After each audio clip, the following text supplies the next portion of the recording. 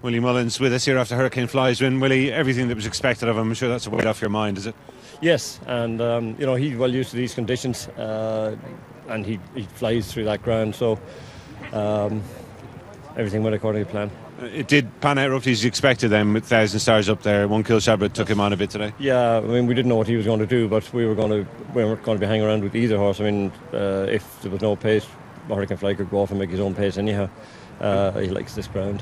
When you actually look at the race, Hurricane Fly champion hurdle winner, Binocular champion hurdle winner, 1,000 Stars, dual French champion hurdle winner, Captain Stevie, Supreme Novice hurdle winner, I think. It was tip-top race class-wise. And presumably you couldn't be happy with his preparation this year. You think he's going there all guns blazing this time? Everything has gone 100% now, so fingers crossed. And will he just come out to Pont Alexandre? How impressed were you with him today? It was reminiscent of Boston Bob last year. Yeah, very impressive for a 5-year-old carrying a winner's penalty to make all in what were horrible conditions out there in a horse that's only raced I think twice in his life before on ground like that. To make all and go away from his field at the end was huge, I thought. Huge performance. Have you got a preference between the 2.5 and 3 mile race? It would look like the 2.5, I think.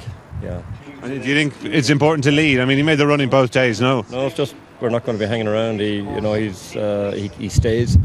But we don't have to lead, but no one else wanted to lead, so we weren't going to hang around and have a Mickey Mouse race. It was really impressive. And just going back to the big race, really, 1,000 Stars again has run his heart out to finish second. Looked like Binocular might get by him, but he just dug deep as he usually does, doesn't he? I mean, he just went off the boil in the autumn when I tried to get him ready for that race in France, and he's coming back to himself now. So I think we're going to go to Aintree and go for this what used to be the Temple Gate hurdle, the Aintree hurdle. Yeah, meet his old rival Oscar Whiskey, probably. Yeah, we got a bit of unfinished business there. So he won't be going to Cheltenham then, will he? Not going to Cheltenham with her, no. I don't think so. Just finally, back to the mare. She won well, Glens Melody. Turned it around big time with Zuzka today. Was that a surprise at all? Changed tactics. We made more use of her today. But Zuzka never fired. She, going down to the first hurdle, she didn't look as if she was galloping.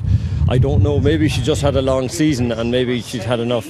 But she never picked up the bridle at any stage during the race. And what about plans for the winner? Could she go across? We'll look at that, but there's a nice race in Fairyhouse and Fairyhouse in Pont Alexandre. She'll be entered in Cheltenham, but we might just stay at home. Overall, productive weekend. There's not too much to change, I suppose, by those two fallers yesterday. Yeah, exactly. I mean, I'd love to have run the Arkle here today, and whether keep moving the goalpost for us, but would have rather run the Arkle here today than yesterday. But there you are. Okay, Willie, thanks a lot. Well done again. Okay, cheers. Thanks.